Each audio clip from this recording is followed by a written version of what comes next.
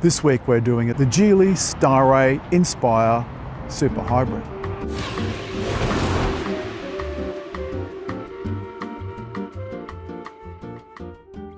This is Geely's Starray. Now, if you haven't heard of Geely before, you're not alone. A lot of people haven't. It's the Chinese company that bought up other companies like Lotus, Volvo, and created Polestar from Volvo. It also owns Zeekr, part of Smart. It's quite a big Chinese car maker. This particular car is not pure EV as you might expect from the outside. Even though it has a solid front, you would think it's pure EV. In fact, it's a petrol 1.5 litre engine and a plug-in hybrid. The plug-in hybrid has AC and DC charging. About 30 kilowatts is the DC max. Now, I've had this plugged in at home to a 10 amp socket, and I've gotten no better than 1.1 kilowatts. It's got an 18-hour battery and 160 kilowatts output. And that means it's not exactly fast, but it is plenty. The looks I'd describe as non-offensive. And the thing I am pleased to see is some proper door handles. It's got proximity locking and unlocking, so when you walk close to it, it locks, and vice versa. Now, you can arm or disarm any of this stuff in the infotainment system. It's a bespoke infotainment system, and we'll get to that in a minute. It's got a few drawbacks. Have a look at the back seat. That was very easy for me to step into.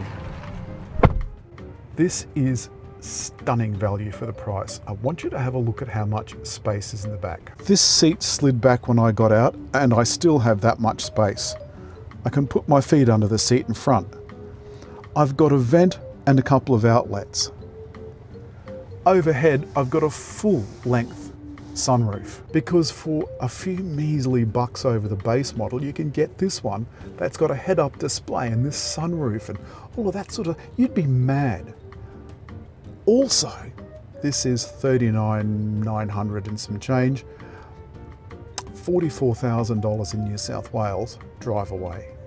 $44,000 for a plug-in hybrid with 160 kilowatts.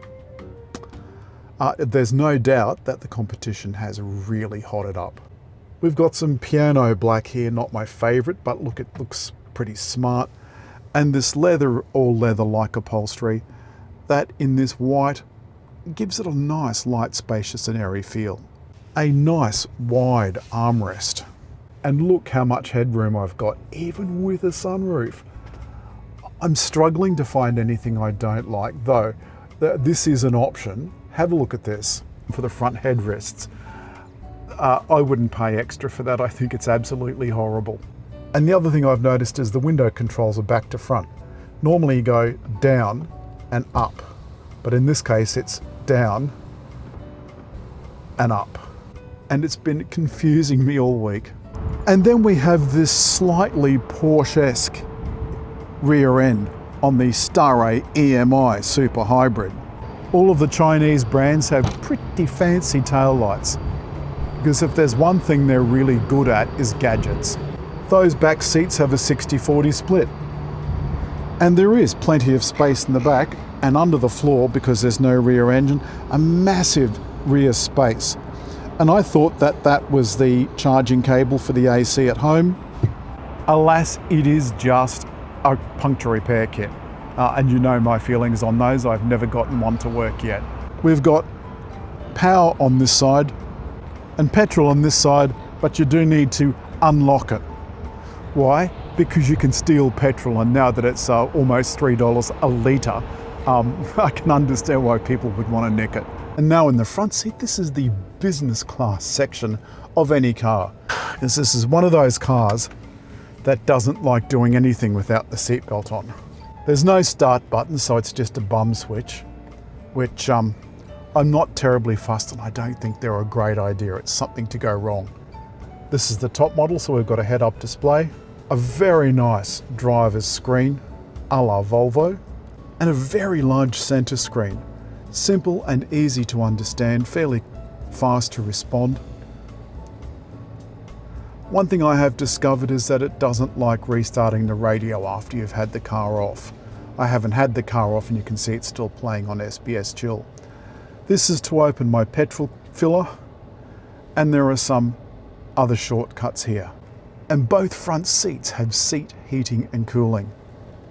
If you bring up the air conditioning menu, go to seats, you can see that both the passenger and driver's seat have seat heating and cooling, and you can even put it in automatic. Most cars you can put just the heating or just the cooling in automatic. In other words, the car knows of the temperature inside versus the temperature outside and tries to get your body to that temperature as quickly as possible. I think that's really smart.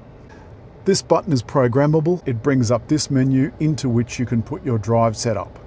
At the moment, the only thing I've got in it is driver fatigue, which is a very annoying feature in all modern cars. It is absolutely ridiculous. The second you look anywhere but the front for more than 1 second, it beeps at you.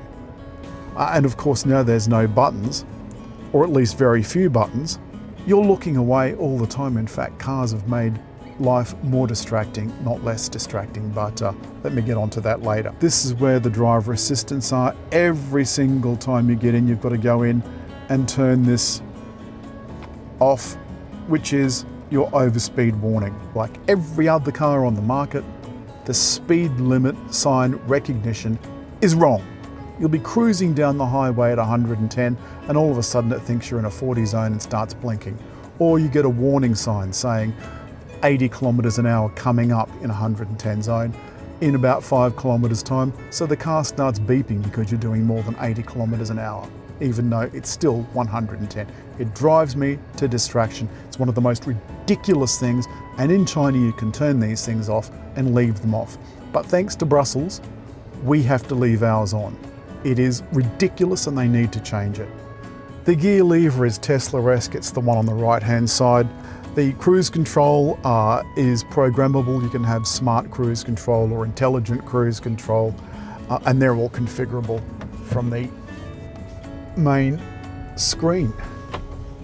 And this is another main difference between this car or this kind of hybrid and other cars and other kinds of hybrids.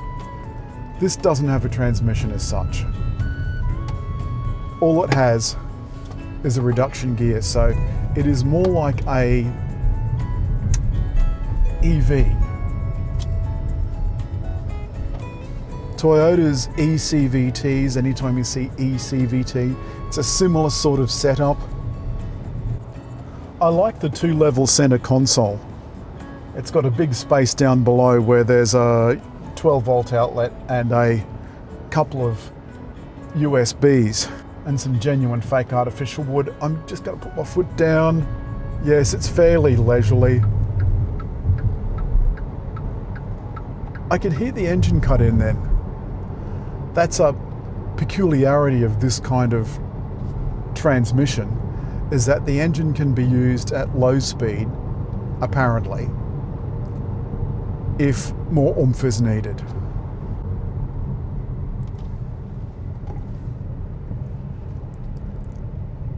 I've got some indications here on the screen. My battery has 43 kilometers left on it. It doesn't get down to 0. It'll save some to operate like a normal hybrid. So the engine will kick in and it will keep the battery topped up. Yes, I can see what the other reviewers mean. The suspension is quite soft. And in corners, you can certainly notice it get a bit wallowy. But it's horses for courses. If you want a sports car, buy a sports car. This isn't a sports car. And whether it's uncomfortable or not is, in my view, a matter of opinion. Personally, I don't find it uncomfortable at all. The Flyme operating system and sound system work a little bit like Google. And so if you've used Google in Volvo and so forth, you'll probably be able to work this pretty easily. Let's don't kid ourselves. This for 44,000 drive away is not a top of the line BMW or Mercedes interior or an Audi interior, if you want that, you're going to have to spend 7 or 8 times the amount.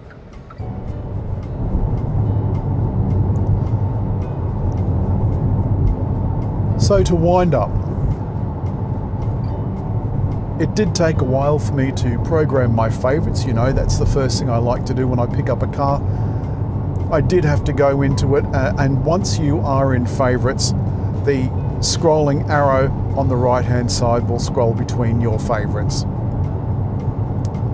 It makes it so much easier to find your radio stations. Other than that, I have no real issues. It was easy to drive. 160 kilowatts of power isn't a lot. I would describe it as leisurely, but it's more than enough. And the advantages of not having a rear motor means that you've got more space in the back. So it's swings and roundabouts. That's all this week for the Geely Starray.